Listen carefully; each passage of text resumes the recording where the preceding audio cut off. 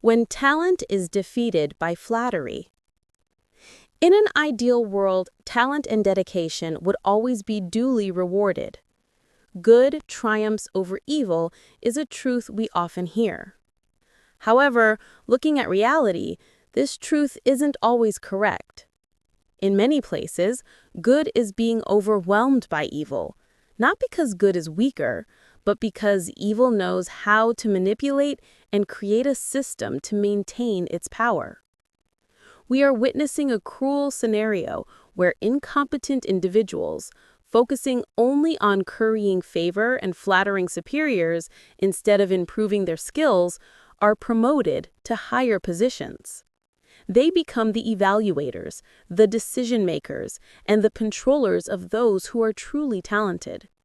This not only causes immense frustration, but also creates a vicious cycle that threatens the development and even the survival of an organization or a society. Problem analysis. To better understand this phenomenon, we need to analyze its cycle. 1. Flawed promotion. The circle of flatterers. It all starts when high-ranking officials prioritize loyalty over competence, choosing those who are compliant and know their place. These individuals often lack professional skills but are highly adept at gaining favor and building personal connections. They are promoted not for their contributions, but because they create a sense of security and absolute support for their superiors. Example: a department director selects an assistant solely because this person always agrees with their opinions instead of choosing an experienced expert with critical thinking skills. The assistant is then promoted to team leader despite their poor problem-solving abilities. Number 2. The consequence: incompetence breeds incompetence. When incompetent individuals assume power, they make flawed, short-sighted decisions. Work is hampered, efficiency drops, and the direct workforce must bear the consequences. When these conflicts become uncontrollable, superiors continue to protect their own people and punish those who dare to speak out. Furthermore, these individuals will continue to hire and promote people who resemble them. They fear those who are more capable, as such people could expose their own incompetence. They favor those who are easily managed over those with creative and critical thinking abilities. As a result, a department or organization gradually becomes a collective of mediocrity, where creativity is stifled and productivity stagnates. Example: the incompetent team leader mandates an outdated marketing strategy. When junior staff protest, they are labeled troublemakers and penalized. During interviews, this team leader prioritizes hiring candidates who seem obedient and lack strong independent opinions. Number 3. Vital value: the resilience of talent. The irony is that the unjust system can still function and even appear to thrive because the real value and productivity come from the capable individuals who are not fairly rewarded. The survival of the organization is not due to the decisions of the rotten leadership structure above, but thanks to the silent effort, endurance, and skill of the front-line workers. This injustice is accepted and sustained by a harsher reality: the pressure to make a living. With population growth, job scarcity, and the development of technology and automation reducing demand for general labor, even talented people must accept working in toxic environments to survive. They tolerate the injustice for existence. When the organization continues to be profitable, thanks to the burden carried by these individuals, all the negativity and injustice within it are downplayed, ignored, or covered up. Profit becomes the excuse to trample on what is right, on professional ethics, and on fairness. The less capable individuals above seamlessly claim credit and rewards, while the talented employees below must continue to grind and endure the absurdity. Number 4. The unequal fight. Suppressed talent and the endless loop. In this environment, truly capable individuals must do everything to compensate for the weaknesses of their superiors. They are kept in the lowest positions to shoulder the workload and fix the manager's mistakes. If they were promoted, they would expose the incompetence of their superiors, threatening the power of the useless elite. Consequently, competent people face two agonizing choices.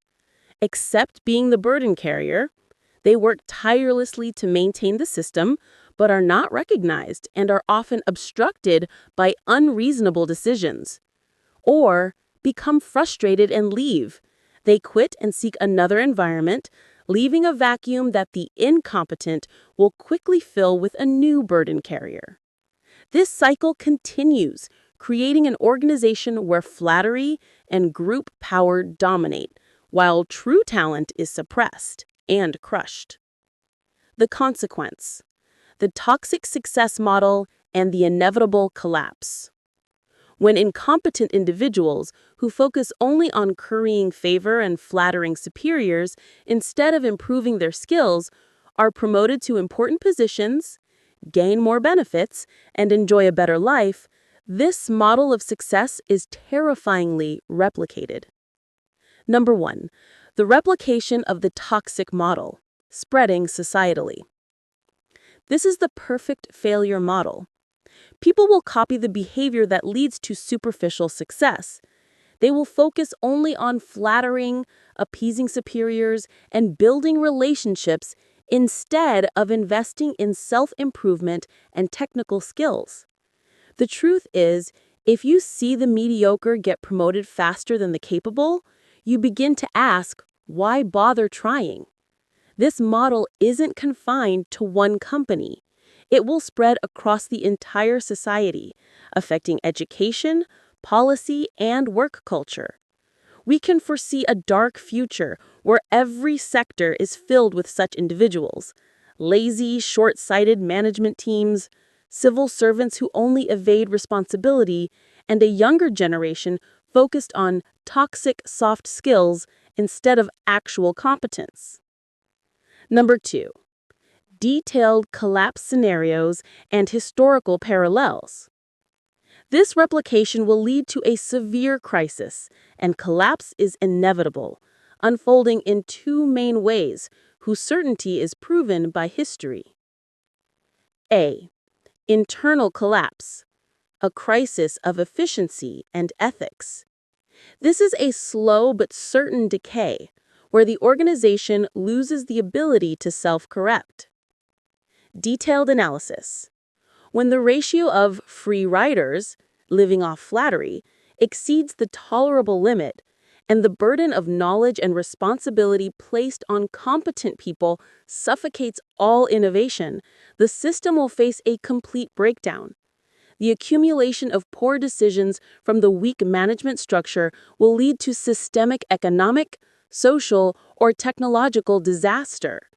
The organization will lose its ability to compete and adapt to global changes, eventually disintegrating due to internal stagnation and inefficiency. Historical parallel. This decline parallels the fall of the Western Roman Empire.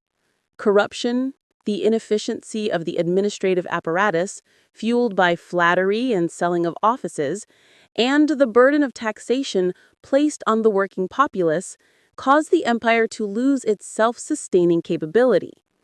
Internal decay was the decisive factor, regardless of remaining military might. Number B. Revolution from below. Conflict over values and equity. This is an explosive reaction when injustice has reached an unacceptable threshold. Detailed analysis. The pent-up frustration of competent people will generate a war of values. They will cease carrying the burden through strikes, brain drain, or the formation of new organizations or communities, leading to societal paralysis. The conflict will be a confrontation between two ideologies: On the one side, those who unjustly hold power, who seek to maintain the old order and subjugate the dissenters, using suppression and propaganda, and on the other, those demanding fairness, and who seek to establish a new system based on competence and transparency. The struggle may manifest as economic secession, mass migration of skilled labor, or a large-scale social movement. Historical parallels. The French Revolution, 1789, extreme social polarization where the nobility and clergy, those holding power without production-based merit, enjoyed privileges, while the Third Estate, those carrying the economic burden, was exploited. This led to an explosion demanding liberty, equality, fraternity. It's a classic revolution against injustice and privilege.